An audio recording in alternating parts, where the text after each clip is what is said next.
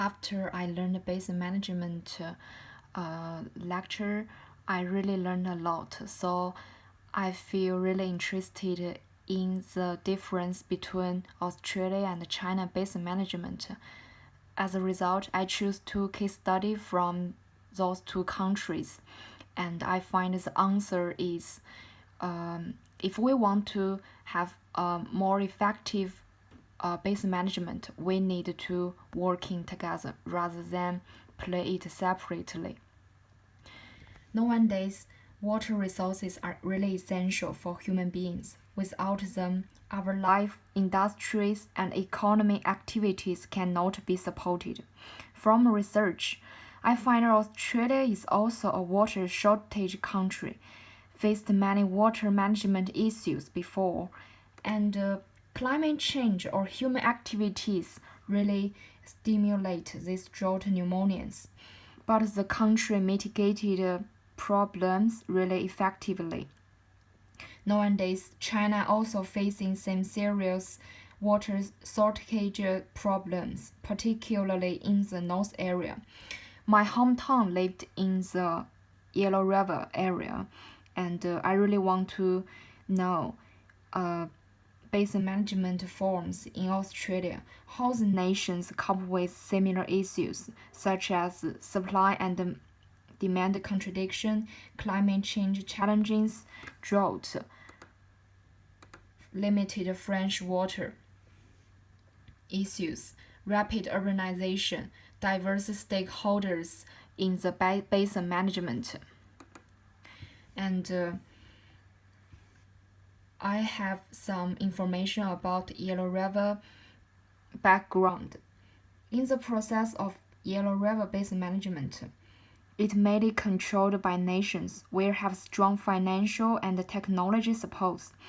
The Yellow River flows through 7 Chinese provinces: Qinghai, Gansu, Sichuan, Shanxi, Henan, and Shandong, plus 2 autonomous regions, Ningxia and Inner Mongolia.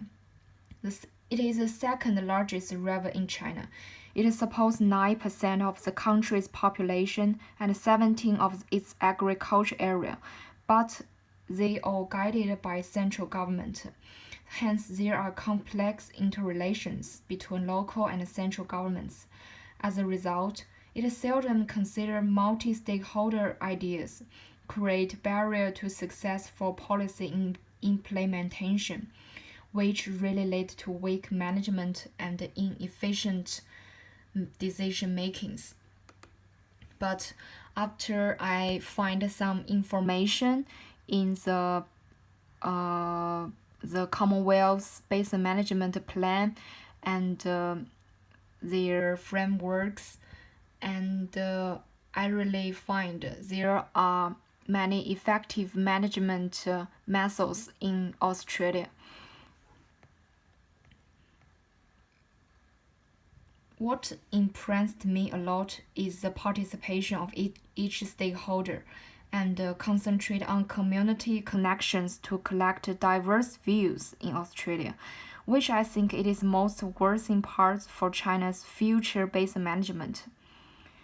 Greater inclusion and decision-making by local business and civic leaders, design feasible solutions and creating the incentives they buy-in needed for implementation behind the government's strong capacity supports.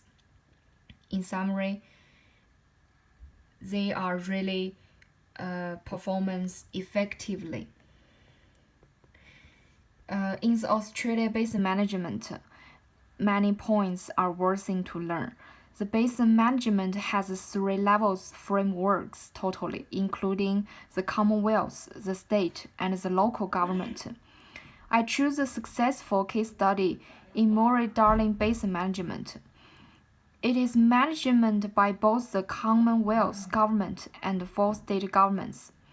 In addition, there are also many bottom organizations, include catchment management authorities and natural resource management. Regional groups and boards have been developed. Through government investment and allocated responsibility for safeguarding water quality and environment assets through their degree of autonomy. In New South Wales, the framework even has an independent natural resource commission that sets standards and targets at state level and catchment action plans. I find that Australia state government has more power than the Commonwealth government, which really totally different with China's government framework. Australia concentrate on developing decision to the lowest level, integrated goal setting, a system approach to match governments to the nature of the problem, investment in relationships across organization, managing for resilience of both ecosystems and communities. And they also approve accountability and transparency, plus many adaptive plans. Recent years, manufacturers include climate change, land use change, complicated interaction between land use and the river condition in Australia.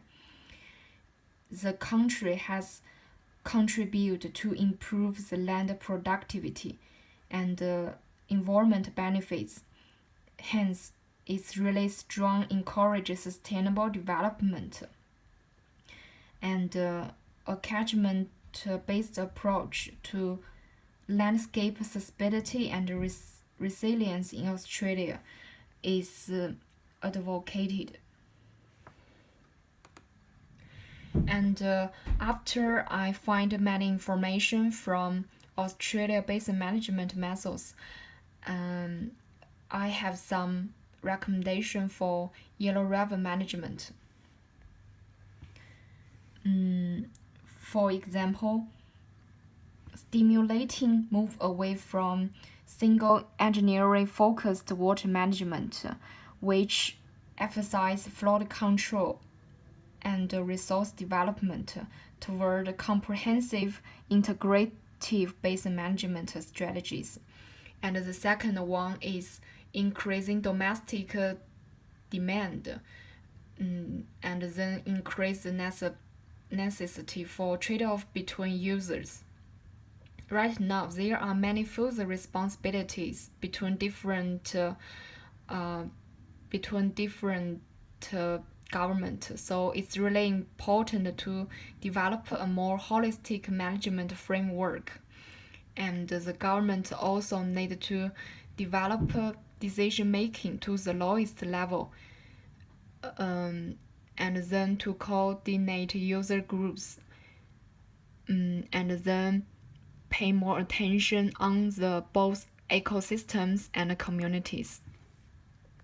Both of them in basin management also need to planning to address whole systems and evaluate adaptive capability rapidly. Saving water is not a simple task to governments or individuals. We should collaborate to contend with it, evaluate adaptive capacity, and identify some bridges and barriers about conserving water resources and to mitigate the challenges rapidly. And then we all hopeful to achieve sustainable development in our basin management plans.